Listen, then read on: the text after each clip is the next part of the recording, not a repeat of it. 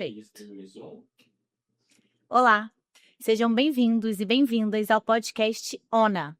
Meu nome é Camila Daster, eu faço parte do time técnico de certificação aqui da ONA e hoje vamos conversar sobre a nova NR1 e o desafio da liderança nas organizações de saúde em relação a essa normativa. Temos aqui um convidado muito especial, professor Fabrício. Bem-vindo, Fabrício. Obrigado, Camila. É um prazer muito grande, uma honra estar aqui no podcast ONA. Aliás, queria parabenizar toda a superintendência da ONA e agradecer o convite. Eu acho que é muito importante a gente ter séries, de podcasts para ajudar os hospitais a encontrar caminhos. Eu queria até aproveitar e já me apresentar rapidinho. Meu nome é Fabrício, eu sou administrador hospitalar de formação. Trabalhei muitos anos dentro de hospitais. E depois, minha vida me levou para a área de gestão de pessoas. Eu acabei me encontrando quando eu terminei o mestrado de liderança aqui em São Paulo. Eu acabei seguindo para a área de RH e, junto com alguns amigos da área da saúde, em 1996, a gente criou a Fator RH. E nesses últimos 30 anos, eu entro e saio de hospitais para poder ajudar líderes, diretores e RHs a construir modelos inteligentes de pessoas. Por isso que o Manual da ONA, eu particularmente fico muito feliz de ser um dos revisores do Manual da ONA. Por quê? Porque ele é definitivamente um guia importantíssimo para a gente chegar na qualidade, na segurança do paciente, numa entrega de resultados sustentável. Perfeito, Fabrício. Muito obrigada pelo aceite do convite. Não tenho dúvidas que vai ser uma troca de muito valor por toda a sua expertise aí, por tantos e tantos anos trabalhando com gestão em saúde. E para a gente começar esse bate-papo, eu queria que você explicasse um pouquinho para a gente o que é a NR1 e como que essa normativa vai impactar, essa atualização, na verdade, vai impactar nos RHs das organizações de saúde e no próprio funcionamento, na gestão aí das organizações de saúde acreditadas pela metodologia ONA.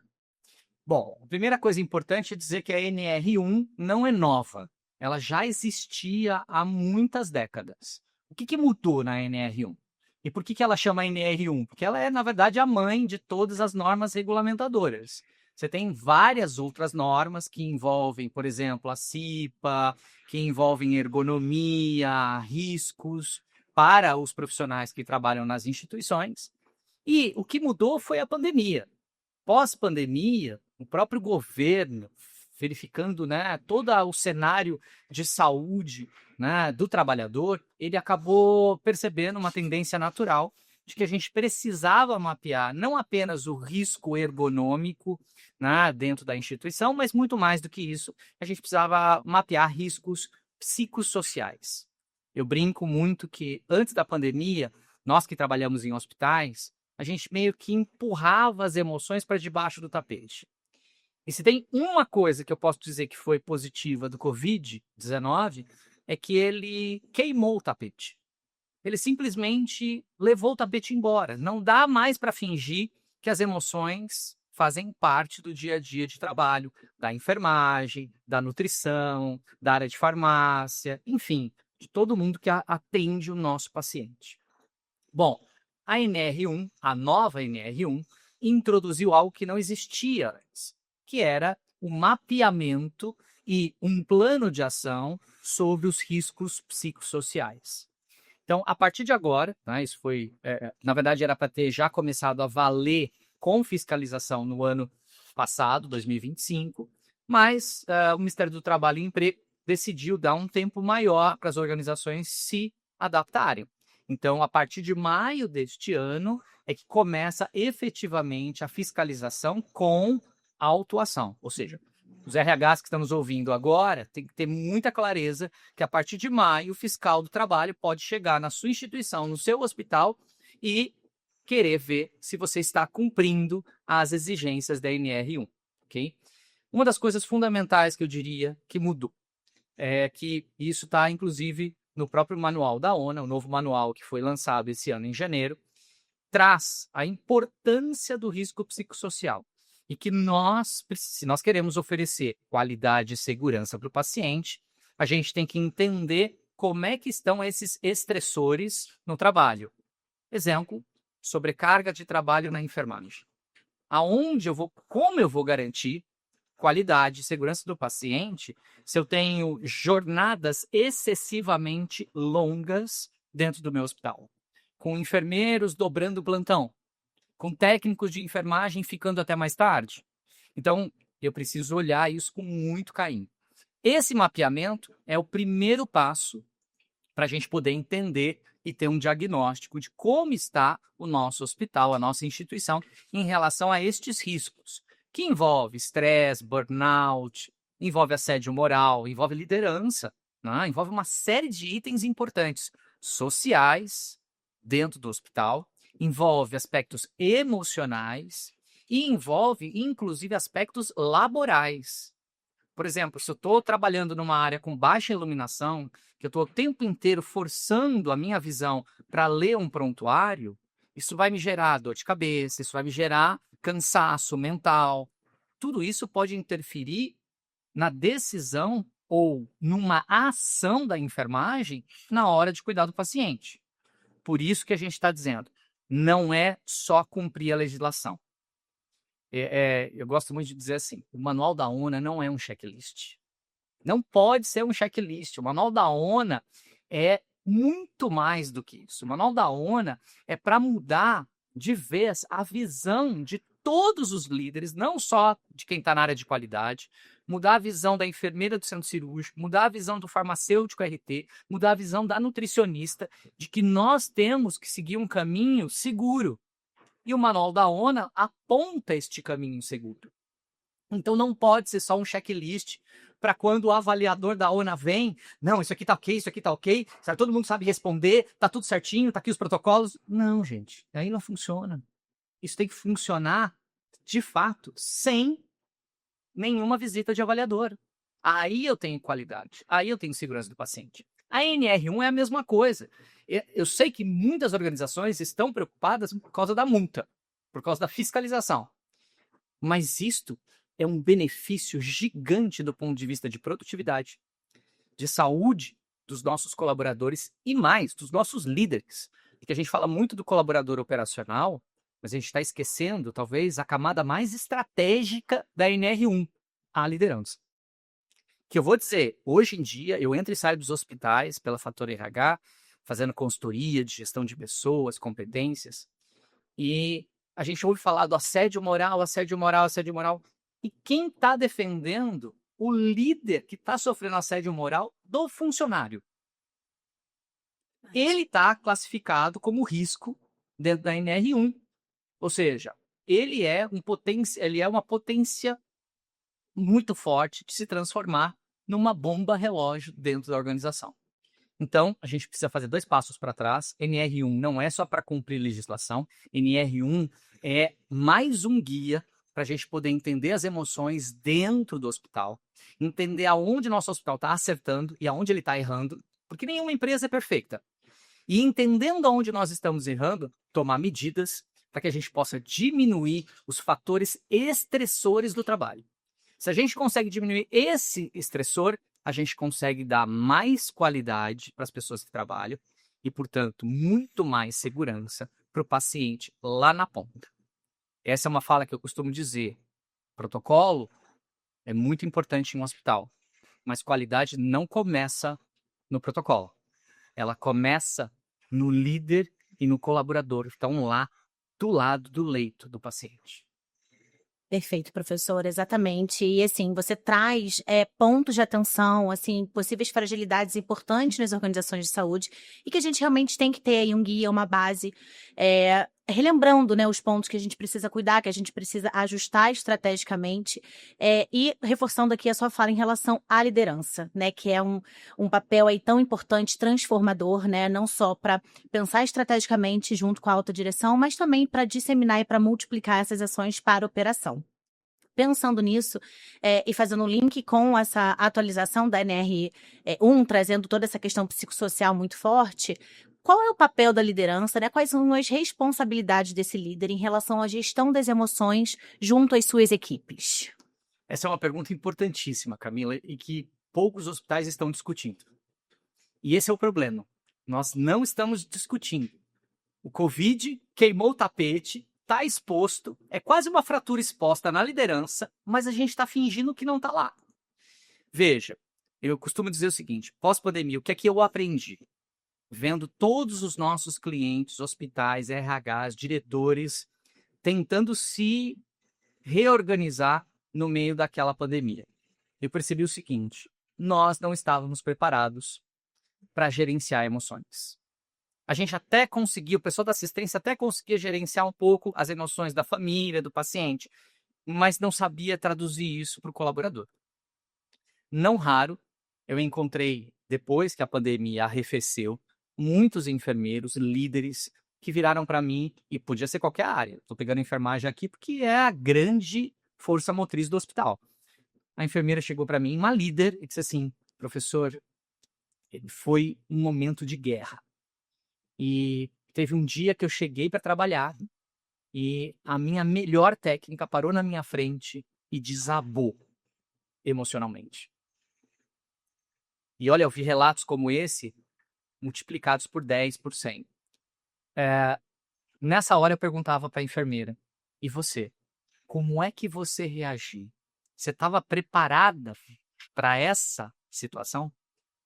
99% dos líderes me disseram um redondo não. E alguns ainda me disseram assim, professor, eu estava tão despreparada que na hora que ela desabou, eu desabei junto com ela. Eu não sabia o que fazer. Eu não sabia o que falar. Eu fiquei refém da situação. Então veja, qual é o papel do líder? Vamos pegar a NR1 que está mapeando o risco psicossocial e vamos olhar o líder. O líder tem um papel fundamental, mas ele precisa ser capacitado. Nós não aprendemos a lidar com essas emoções. Não dessa maneira como elas estão surgindo dentro do hospital. E, em alguns casos, o líder está tão despreparado que é como se fosse um beco de saída. Ele não tem resposta emocional. Ele não sabe como se posicionar. Aí, ou ele se omite, ou ele sai do 8 ao 80. Ou ele se omite, não diz nada, finge que aquilo não está acontecendo, ou ele vai para uma posição mais radical e toma uma decisão muito dura, que aí entra totalmente em choque com a emoção que veio do outro lado. Ele não consegue entender e classificar essa emoção, porque ele não foi treinado para isso. Percebe? Então, como ele não tem isso na expertise, na bagagem dele como líder, ele reage mal. Ele vai dar omissão ao autoritarismo. É simples, né? Do 8 ao 80, tem 72 possibilidades. Por que eu vou para os extremos? Eu vou para os extremos porque falta conhecimento.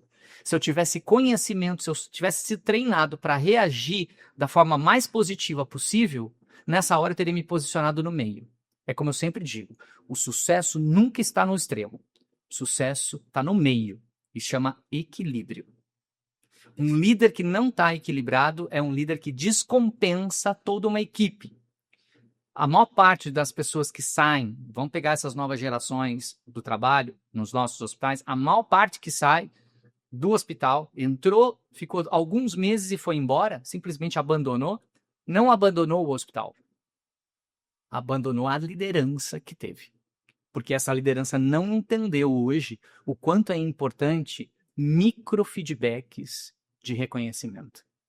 Isso fortalece a autoestima. Isso é uma das respostas emocionais que a gente tem que treinar nos líderes para eles começarem a usar. Porque essa nova geração, se ela não perceber significado, se ela estiver num ambiente onde ela é só cobrada, só tem estressor no ambiente de trabalho, ela adoece mais rápido. Só que ela já está tomando decisões antes de adoecer. Aqui eu não fico. Aqui eu me esforço e a minha liderança nem obrigado diz. Aqui eu não vejo sentido naquilo que eu faço no meu trabalho lá na recepção do hospital. Então, se esse líder não estiver preparado para isso, além de respostas emocionais inadequadas, ele vai começar a aumentar significativamente o turnover da equipe dele. Porque essa nova geração não suporta, não tolera, e ela vai embora do dia para a noite sem te dizer tchau, Camila. Literalmente assim. Aí teu plantão fica com uma pessoa a menos, aí o líder tem que sair da posição de liderança e muitas vezes ocupar uma vaga operacional para cobrir, até contratar outro, até treinar outro. Então, toda essa cadeia é uma cadeia perigosa de liderança. Por isso que eu digo, está acontecendo, A gente está vendo o turnover aumentar nos hospitais, a gente está vendo as lideranças despreparadas, mas ninguém está agindo na causa raiz. Precisa dar 2 passos para trás. Aí eu vejo a NR como um grande aliado, porque na hora que eu mapeio tudo isso, um dos itens que eu preciso mapear é o nível de pressão que a liderança vem exercendo sobre os colaboradores. Ou seja, pegue um hospital com milhares de setores envolvidos e aí você vai entender que, opa, no centro cirúrgico a pressão está muito alta. Essa liderança precisa ser capacitada urgentemente antes que a gente tenha mais problemas lá. Aqui eu tenho mais CDF, medicina do trabalho. Aqui eu tenho CDF constante nesse setor. Por quê? Será que tem alguma coisa a ver com liderança? Vamos olhar a entrevista de desligamento. Vamos ver os últimos 6 meses, as pessoas que saíram por vontade própria daqui. Disseram o que da liderança? Aí você começa a pegar esse diagnóstico construído com a NR1, com o turnover, com entrevista de desligamento, ele é preciosíssimo. Ele vai ser a matéria-prima para o comitê de saúde mental do seu hospital tomar decisões. E olha, eu já vou cantar a bola aqui, vou dar um spoiler para quem está assistindo. Uma dessas decisões não tem como escapar, tá? Vai ter que trazer a liderança para aprender ou reaprender feedback. Vai ter que trazer a liderança para aprender micro-respostas emocionais. Como fazer quando o colaborador não está feliz, quando ele tem uma atitude negativa dentro do grupo. A maior parte dos líderes na nossa área, Camila, são técnicos. Era excelente enfermeiro, excelente farmacêutico, excelente nutricionista. Quem ensinou essas pessoas a gerenciar conflitos, a lidar com essas novas gerações, a ter técnicas de feedback, a saber como reagir a uma provocação emocional? Ninguém. E aí, em vez deles ajudarem a diminuir os estressores no ambiente de trabalho, muitas vezes, em alguns setores, eles são a mola mestra que está impulsionando, né, esse processo, gerando risco psicossocial. Então, acho que a gente tem que casar tudo. Por isso que na revisão do Manual da ONA, e aqui, pessoal de RH, pessoal de qualidade, preste atenção. Na revisão do Manual 2026 da ONA, está lá com todas as letras. Precisa ter um plano de ação inteligente para estes riscos psicossociais. Não é só NR1 e legislação e fiscalização do trabalho.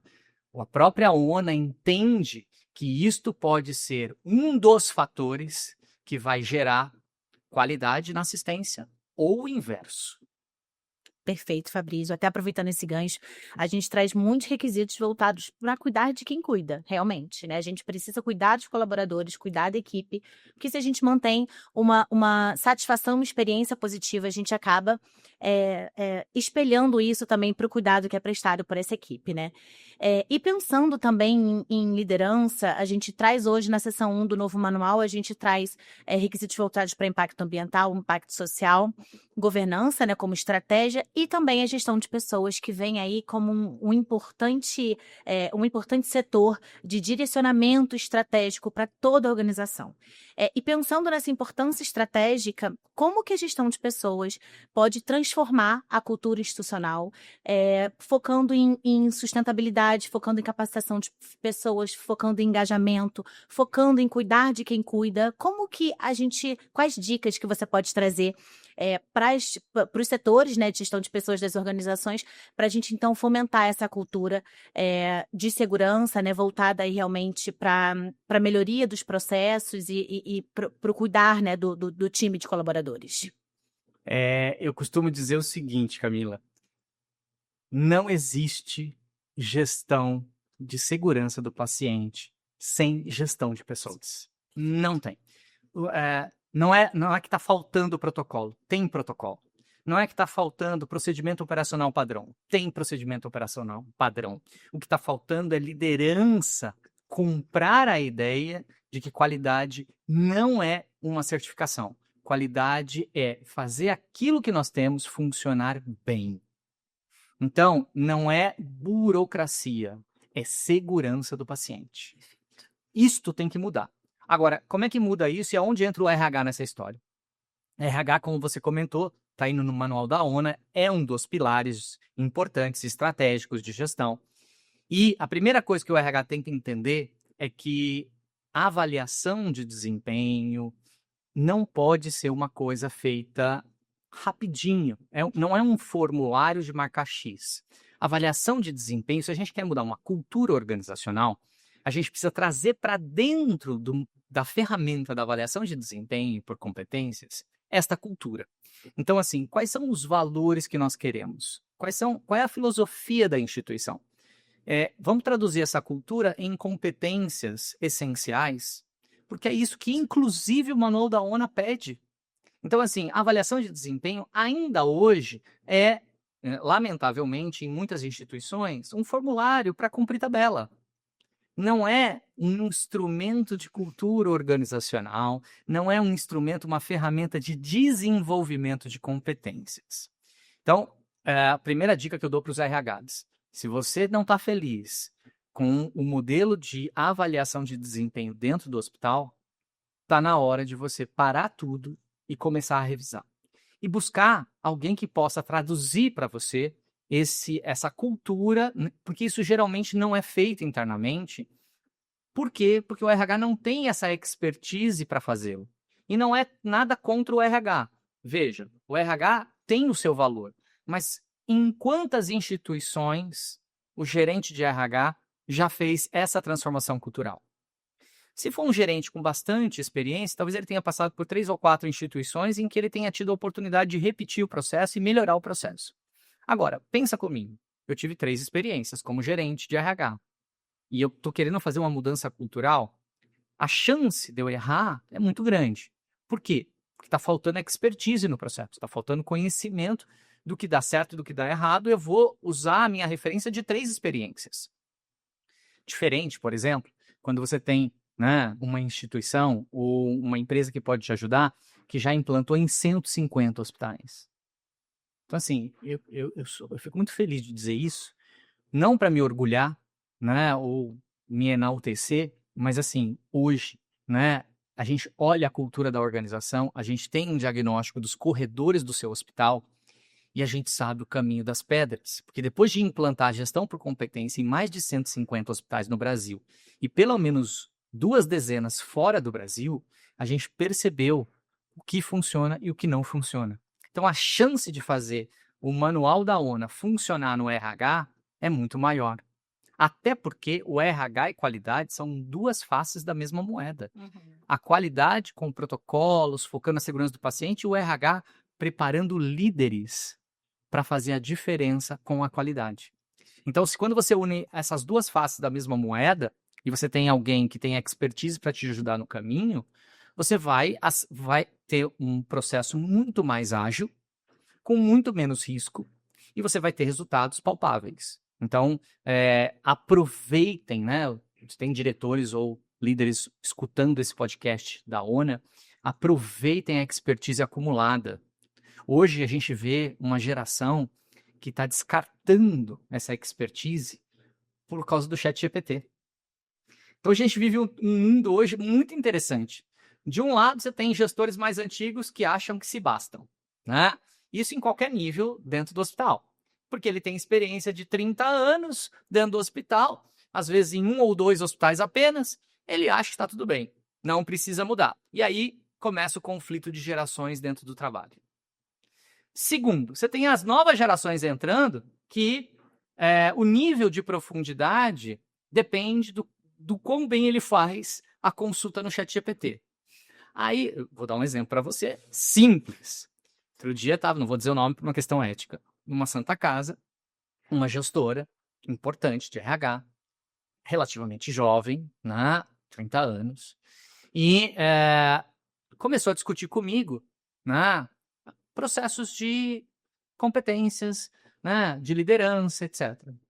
E aí você percebe que, assim, ela veio com perguntas muito inteligentes, mas quando você começou a aprofundar o assunto, ficou nítido que ela tinha as perguntas pré-formatadas, mas ela não tinha o conteúdo para essas respostas. Então é mais ou menos assim, eu joguei no ChatGPT, ele me deu lá uma síntese, algumas perguntas, eu vou para uma discussão como se eu entendesse tudo do assunto, só que eu paro na página 4. Só que o know-how, a experiência, é um livro que não tem 4 páginas. Ele tem 400. E aí, o líder do RH, né, numa reunião de gestão, começa uma conversa extremamente inteligente e depois não consegue continuidade. Porque no primeiro questionamento ou na primeira discussão mais profunda, isso o ChatGPT não me respondeu. Então, você está vivendo esses dois lados. Então, é preciso mudar, né, os gestores que pararam um pouco no tempo e que estão perdendo as novas gerações. E é preciso trazer as novas gerações para aproveitar a experiência dos mais velhos, né, desses gestores mais velhos, para juntar as coisas. Eu diria que depois do ChatGPT, a humanidade nunca mais vai inventar algo sozinha. Agora ela vai inventar coisas com a inteligência artificial. A IA foi a última coisa que o ser humano inventou sozinho. Agora vem a IA junto. Mas isso tem que ser um bem. E não, né, até a página 4 e depois eu não tenho profundidade para discutir.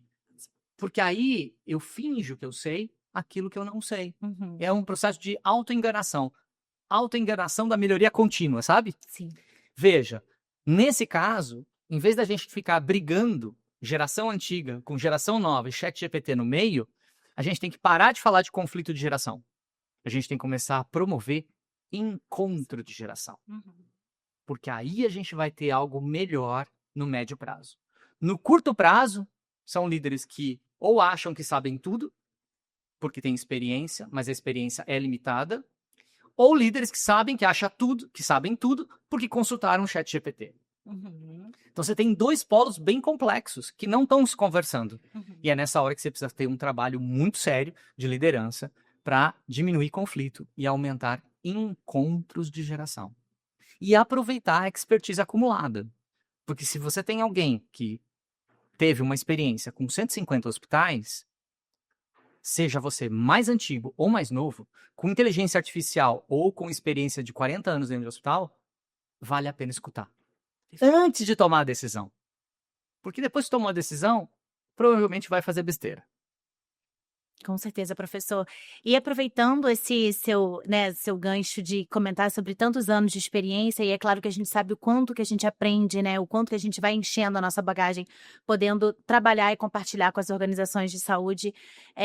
E fazendo uma síntese aqui da nossa conversa antes da gente finalizar, eu queria que você trouxesse, assim, os 3 maiores desafios, porque o que a gente percebe muito, eu também já atuei, né, em organizações de saúde e a gente ainda acompanha algumas avaliações de acreditação, a gente percebe que a sensação das organizações é que aquilo só acontece com eles. Não, isso só acontece aqui, isso é um problema só daqui. Implementação e discute melhoria e parece que as coisas não andam. Acredito que você também tem essa percepção nas organizações de saúde.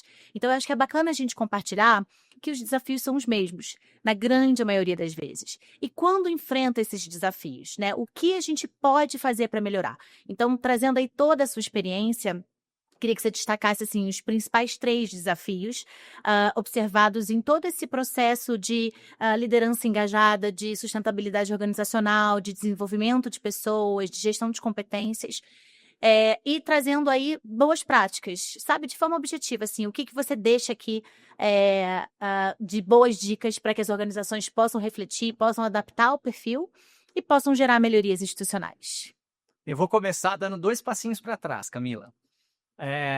Tem um imperador romano que foi muito famoso, chamado Marco Aurélio. Marco Aurélio dizia uma coisa que eu acho que é fantástica e tem tudo a ver com a nossa conversa aqui. Ele dizia que as pessoas, o sucesso das pessoas que conseguem chegar, né, e subir de nível, depende da qualidade dos nossos pensamentos. Isso significa o seguinte: a diferença entre quem consegue sucesso com NR1, com o Manual da ONA, com gestão da qualidade, com RH, são os líderes que conseguem criar o futuro, antecipar o futuro na sua mente antes que ele aconteça. Então, o primeiro passo aqui não é sair correndo, é fortalecer as pernas. A gente vê muita gente correndo em um hospital para cumprir tabela. Não, tá tudo errado. Enquanto a gente tem que parar de correr e começar a andar, sabe? Uhum. Porque aí a gente vai enxergar o caminho, a gente vai enxergar o atalho, a gente vai enxergar qual é realmente a estrada que vale a pena. Quando a gente está correndo, a gente passa por cima de muita coisa. E é aí que muitas vezes acontece um evento. Perfeito. Então, assim, eu preciso parar de correr, eu preciso começar a andar. E mais do que isso, eu preciso enxergar primeiro, eu preciso ter na minha cabeça o futuro antes que ele aconteça. Eu preciso antecipá-lo. Isso é o ponto primordial para qualquer liderança. Isso se ensina, isso se trabalha, tem ferramentas da qualidade, tem ferramentas de planejamento com foco estratégico que ajudam. Você consegue desenvolver os líderes com um bom curso, com uma boa formação, uma boa escola de liderança. E aí entra a minha primeira dica prática. Não tem como correr. Nossos líderes não estão preparados para esse cenário 6 anos pós-pandemia. Não estão preparados. Eles estão sofrendo. Existe uma dor grande na enfermeira, uma dor grande no comprador, na coordenadora do atendimento. Por quê? Porque eles não souberam se reposicionar. E ninguém ainda ensinou isto. Então, precisa urgentemente criar escolas de líderes que ajudem esses profissionais de nível de supervisão, coordenação, gerência e, vou dizer mais, até diretores, a se reposicionar de forma estratégica para gerar mais encontros de geração e menos conflitos. E por último, eu diria, né, se você consegue olhar como o Marco Aurélio olhava, sabendo que meu sucesso depende da qualidade dos meus pensamentos. Se eu não antecipar futuro, eu sempre vou reagir. Esse é o problema da liderança hoje nos nossos hospitais. Ela não age, ela reage, ok? Então, se eu tiver isso em consideração e tiver uma trilha de formação de líderes, eu vou conseguir mais resultados para preparar essa liderança. Porque a gente está vivendo literalmente um apagão de liderança dentro de hospital. Apagão. E as novas gerações, muitos deles não querem ser líderes. Porque estão olhando o líder acima deles e falam assim, isso aqui eu não quero para mim. Se a gente não mudar esse contexto rápido, nós vamos pagar essa conta. E ela vai chegar. E eu digo para você, ela vai ser bem cara para os hospitais. Eu diria até mais, vou ser mais radical. Amanhã não serão os maiores hospitais que vão sobreviver. Amanhã vai sobreviver os que tiverem os melhores líderes. E aí, para encerrar aqui e fechar, a gente começou com a NR1, eu vou me permitir terminar com ela. Claro. Nós temos ajudado muitos dos nossos clientes na Fator RH a organizar, né, esse diagnóstico inicial. Porque isso está na legislação, você precisa fazer uma pesquisa, você precisa dar voz ao colaborador e ao líder para falar aquilo que não está bom no hospital, gerando estresse, burnout e outras coisas mais. CDF. Nós temos ajudado muito e a gente tem visto que 2 coisas são fundamentais.